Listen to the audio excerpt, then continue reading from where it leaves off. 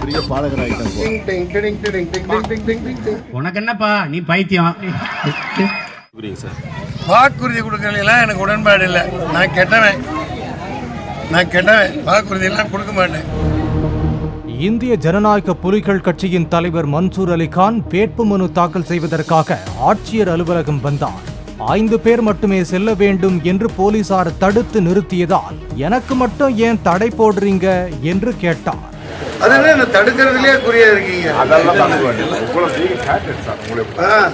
அவன் 1000 வண்டியில ஊர்ல வருவான். நாங்க ஒரு 10-20 வண்டியில.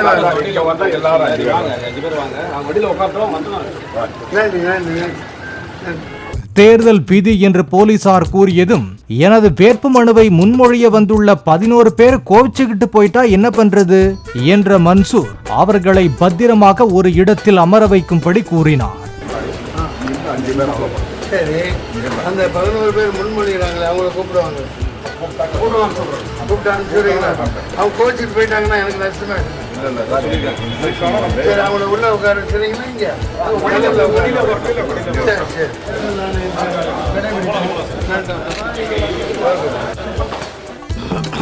ரொம்ப பயங்கரமான ஆளா இருப்பாரோ.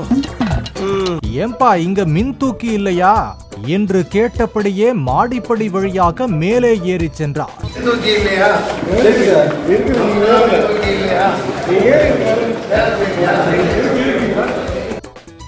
மதியம் 2 மணிக்கு தனது வேட்பு மனுவை மாவட்ட ஆட்சியரிடம் வழங்கிய மன்சூர் அலிகான் தன்னுடன் 25,000 ரூபாய் பணத்துடன் வந்தவரை காணாமல் சில நொடிகள் தவித்து போனார்.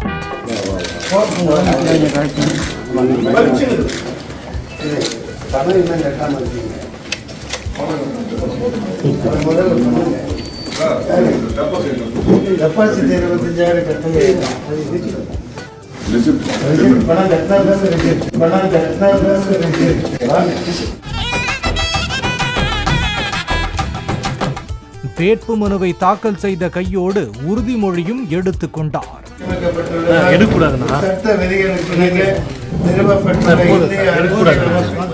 அதிமுக அலுவலகத்துக்கு வலிய சென்று கூட்டணி பேச்சுவார்த்தை நடத்தி தனக்கு சீட் கிடைக்காததால் வேலூரில் தனித்து களமிறங்கி உள்ளதாக கூறப்படுகிறது.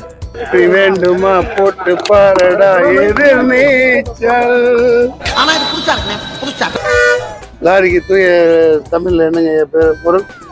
சரக்கு உண்டுன்னா அந்த உண்டை பலாப்பழம் கிடைச்சா பலாப்பழத்தை தலையில வச்சுட்டு போய் அம்மா ஓட்டு போடுங்கம்மா பலாப்பழத்துக்குன்னு ஓட்டு பிச்சை எடுக்கணும்.